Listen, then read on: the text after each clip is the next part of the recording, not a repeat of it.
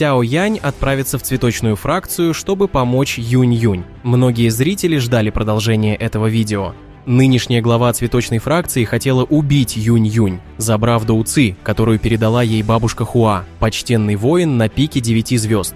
Это была дуэль, в которой должны участвовать две пары, по мужчине и женщины с каждой стороны. Глава цветочной фракции на уровне почтенного воина 4 звезд была с партнером на 6-й звезде почтенного воина.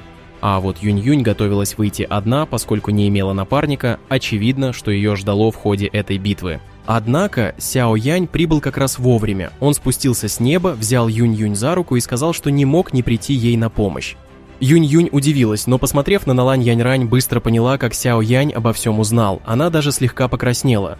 Глава догадалась, что парень пришел на выручку Юнь-Юнь. Она холодно спросила, кто он и зачем проник в цветочную фракцию.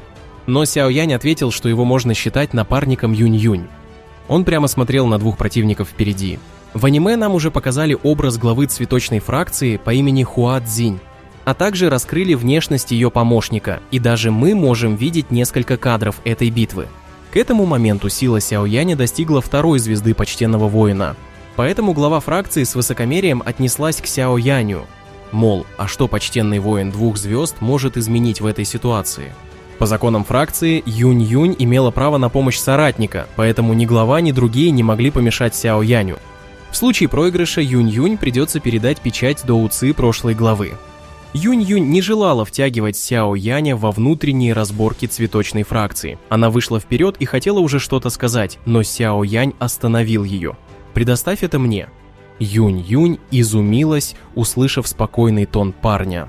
Сяо Янь больше не был похож на того юношу. Теперь он обладал весьма громкой репутацией в центральных равнинах. Он уже обладал полным правом встать перед ней и принять на себя надвигающуюся бурю. Юнь-Юнь согласилась, а Сяо Янь поступил очень мудро и дальновидно, ведь ставки боя были, мягко говоря, несправедливыми. Если Юнь-Юнь проиграет, то отдаст Доу Ци, лишившись жизни, но ничего не говорилось, что будет, если проиграет глава фракции.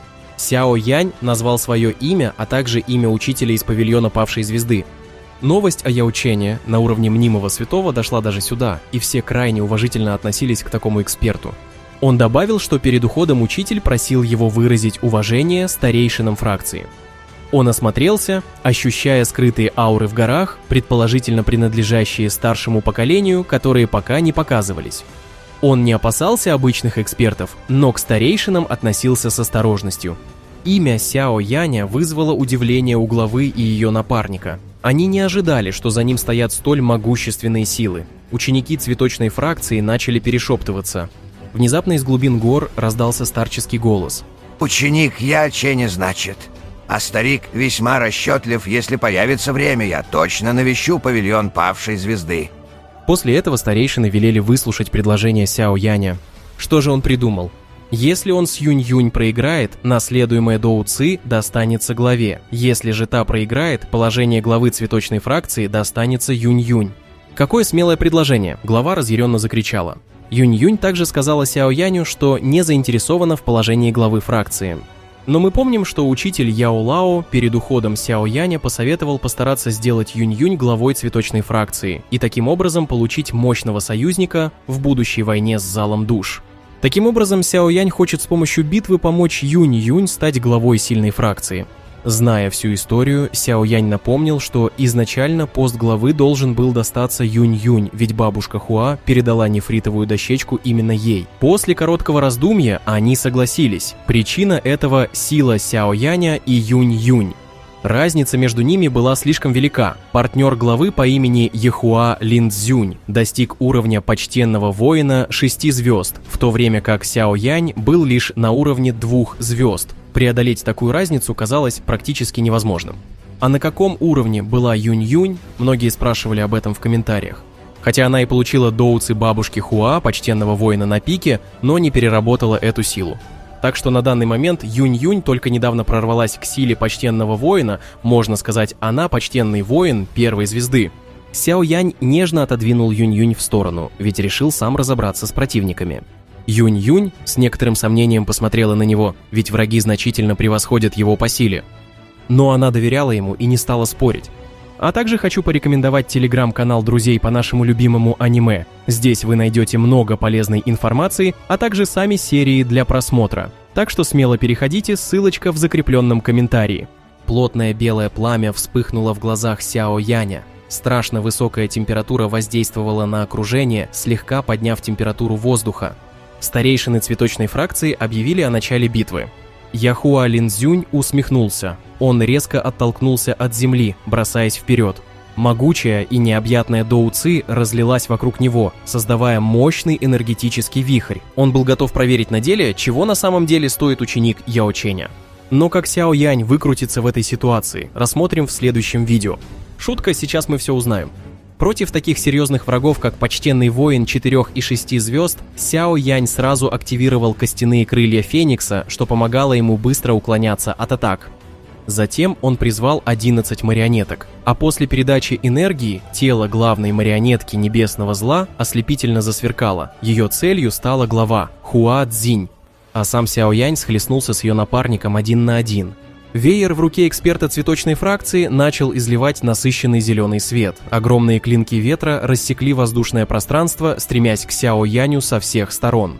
Но благодаря передвижению 3000 молний, да еще и крыльям, его скорость возросла просто до поразительного уровня. Конечно же, Сяо Янь также прибегнул к тройной метаморфозе пламени. В мгновение ока он достиг уровня почтенного воина 4 звезд, таким образом за раз преодолев 2 звезды. Высвободив на пределе свою секретную технику, Сяо Янь не стал останавливаться. Он сжал ладони, высвобождая 3 сгустка пламени различного цвета, а после еще и 4-й плотное белое пламя. 4 сгустка небесного пламени резко повысили окружающую температуру. Его противник Яхуа Линцзюнь испугался, увидев 4 вида небесного пламени. Учитывая нынешние способности Сяо Яня, он мог быстро закончить битву лишь 2 способами. Пламенным лотосом уничтожения, или же великой небесной ладонью творения, техникой святого. Учитывая, что он подчинил леденящее пламя учителя, теперь он мог намного легче создать 4-цветный лотос, так что он остановился на этом варианте. Яхуа Линцзюнь понял, что Сяо Янь готовит для него настоящую убийственную технику. Старейшины цветочной фракции ощущали эту силу, хотя сила Яхуа Линцзюня и превосходила таковую у Сяо Яня, но тот так и не смог ничего ему сделать. Он и вправду ученик Яо Ченя, полагаясь лишь на силу почтенного воина 2 звезд, он способен сражаться против почтенного воина 6 звезд. Юнь-Юнь также пораженно наблюдала за развитием боя. «Этот мальчишка слишком быстро растет», – подумала Юнь-Юнь. Сложно было описать ее выражение. Когда она встретилась с ним впервые, тот был всего лишь молодым юношей уровня ученика. Но теперь этот самый парень обладал способностями, чтобы дурачить почтенного воина 6 звезд. Когда лотос уничтожения был готов, старейшины фракции высвободили Доу Ци. Объединив усилия, они выставили неописуемо мощный барьер вокруг площади. Яхуа Линцзюнь также ощутил степень той энергии. Но в ответ он также использовал свою сильнейшую технику. Его Доу Ци преобразовывалась в колоссального гиганта. Продвинутая небесная техника, трансформация мировой Ци. Название прям героическое. Но хватит ли этого против лотоса уничтожения 4 цветов?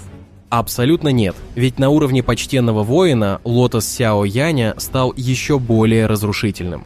Большое спасибо за просмотр. Поставьте, пожалуйста, под этим видео побольше лайков и напишите комментарий. Это очень поможет в продвижении ютубом. А дальнейший сюжет мы также рассмотрим.